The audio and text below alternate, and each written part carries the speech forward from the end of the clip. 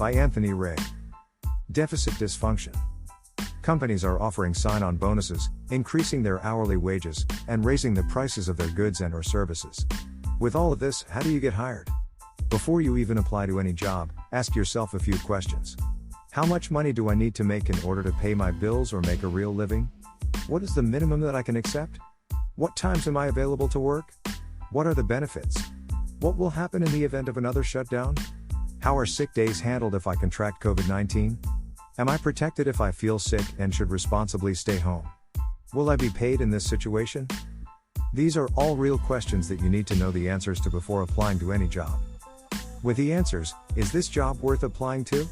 Maybe it's time to test the market for a new industry. Several workers are doing this, which is making it a competitive job market. I mentioned that several companies are offering incentives to new employees. States are looking to get workers off of unemployment benefits and back to work. That leads me to believe that there are incentives to complete new specialized training too. During the pandemic, lots of jobs were lost. I know, officially, the pandemic is not over, but society is trying to operate as if it is. You should not operate the same, or else history will repeat itself. You lost your job when the pandemic hit, so don't put yourself in the same situation again. What do I do then? Look for government or state-funded training programs in high-demand industries. There are usually several programs to choose between.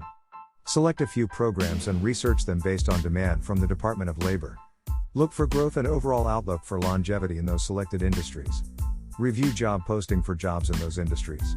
Work on strengthening or acquiring the desired skill set and seek to understand what those employers are looking for in their specification job requirements.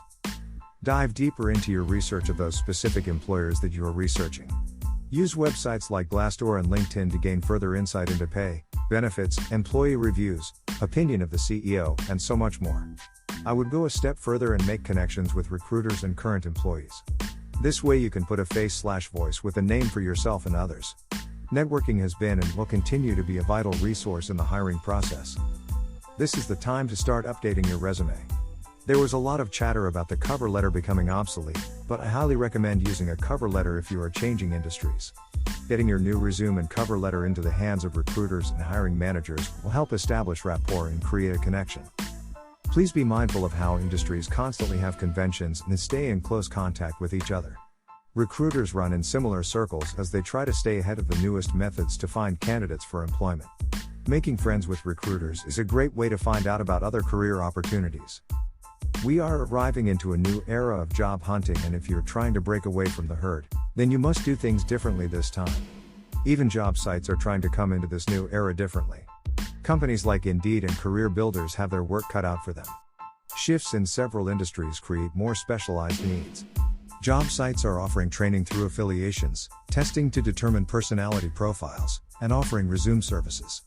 If the masses are taking the same approach, what else can you do? Aside from going back to school, I suggest obtaining a professional license or certification. This requires less time than pursuing a new degree. My last tip to finding a job is probably the easiest and oldest method to seek employment opportunities. Asking a family member or friend. Our inner circle of family and friends span into several industries in most cases. Inquiring about job opportunities over a meal, on a phone call, or bumping into someone while running an errand are all effective methods of networking. These relationships carry their weight in gold, so use them. You are looking to reset your career, so keep an open mind to every lead you come across. The bottom line is your career choices have become a numbers game, and you must give yourself as many chances as you can to find this new career opportunity.